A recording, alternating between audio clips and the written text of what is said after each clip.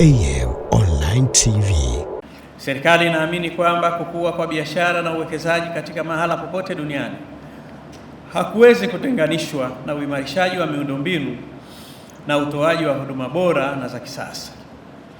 Katika kulifikia lengo hilo, serikali kwa kushirikiana na sekta binafsi imefanya juhudi kubwa katika kipindi cha miaka mitano iliyopita. Juhudi hizo ni pamoja na kuimarisha sera nzuri za uwekezaji, kuboresha miundombinu, kurahisisha taratibu za usajili wa biashara na uwekezaji na kulinda haki na maslahi ya wawekezaji. Ninayo furaha kusema hatua hizi zimezaa matunda. Takwimu za serikali zinaonyesha kwamba jumla ya miradi ya uwekezaji 588 yenye thamani ya dola za Kimarekani bilioni 6.9 imewekezwa hapa Zanzibar na kuzalisha ajira zaidi ya 28,695 kwa wazawa. Kiwango hicho cha uwekezaji kwa kipindi kifupi kimeweza kuifanya Zanzibar kuwa miongoni mwa maeneo yanayoongoza kwa kasi ya ukuaji wa uwekezaji katika ukanda wote wa Afrika Mashariki. Tunajitahidi kuhakikisha kwamba mazingira ya uwekezaji na mazingira ya biashara yako rafiki, na ndio maana ukaona muongezeko mkubwa wa uwekezaji katika nchi yetu.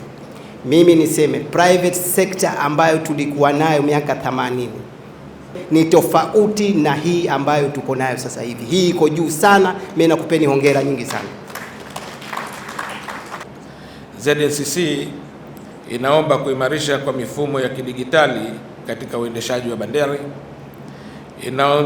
Inaomba kuanzishwa kwa mfumo wa one stop center wa kweli kabisa, kuweka viwango vya huduma vinavyoweka na vinavyosimamiwa, kuboresha miundombinu na vifaa vya bandari, kufanya tathmini ya tozo zilizobaki ndani ya kikanda.